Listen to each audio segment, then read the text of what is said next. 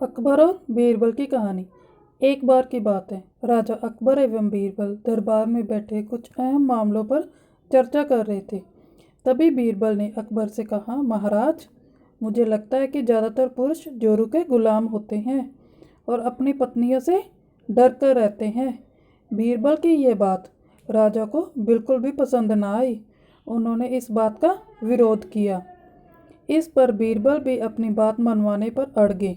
उन्होंने राजा से कहा कि वे अपनी बात को सिद्ध कर सकते हैं, मगर इसके लिए राजा को प्रजा के बीच एक आदेश जारी करवाना होगा। वह आदेश ये था कि जिस पुरुष के अपनी पत्नी से डरने की बात सामने आएगी, उसे दरबार में एक मुर्गी जमा करवानी होगी।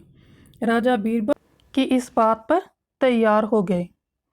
अगले ही दिन प्रजा के बीच आदेश करवाया गया कि अगर ये बात सिद्ध हो जाती है कि पुरुष अपनी पत्नी से डरता है, तो उसे दरबार में जाकर बीरबल के पास एक मुर्गी जमा करवानी होगी।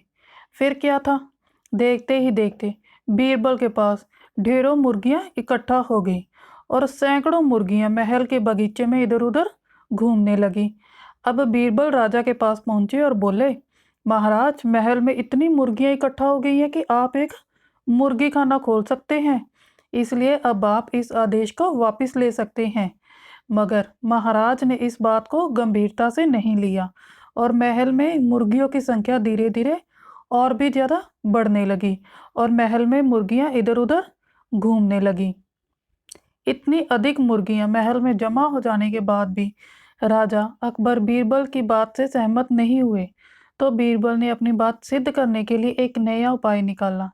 एक दिन बीरबल राजा के पास गए और बोले, महाराज, मैंने सुना है कि पड़ोस के राज्य में एक बहुत ही खूबसूरत राजकुमारी रहती है।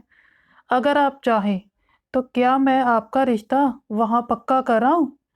आपकी क्या राय है? ये सुनते ही राजा चौंक उठे और बोले, बीरबल, तुम ये कैसी बात कर रहे हो? महल में पहले से ही 2 महारानियां मौजूद हैं। अगर उन्हें इस बात की भनक लगी तो मेरी खैर नहीं। ये सुनकर बीरबल ने तपाक से जवाब दिया, चलिए महाराज, फिर तो आप भी मेरे पास 2 मुर्गियां जमा करा ही दीजिए। राजा बीरबल का ऐसा जवाब शर्मा गए और उन्होंने अपना आदेश उसी वक्त वापस ले लिया। तो अकबर बीरबल की इस कहानी से हमें ये शिक्षा मिलती है कि बातों की चतुराई से हम किसी भी बात को मनवा सकते हैं। ज़रूरत है तो बस बीरबल की तरह चतुराई से अपना पक्ष रखने की। तो दोस्तों, ये कहानी यहीं पर समाप्त होती है। अगर आपको ये कहानी अच्छी लगी तो इस वीडियो को लाइक, शेयर और चैनल को सब्सक्राइब ज़रूर करना।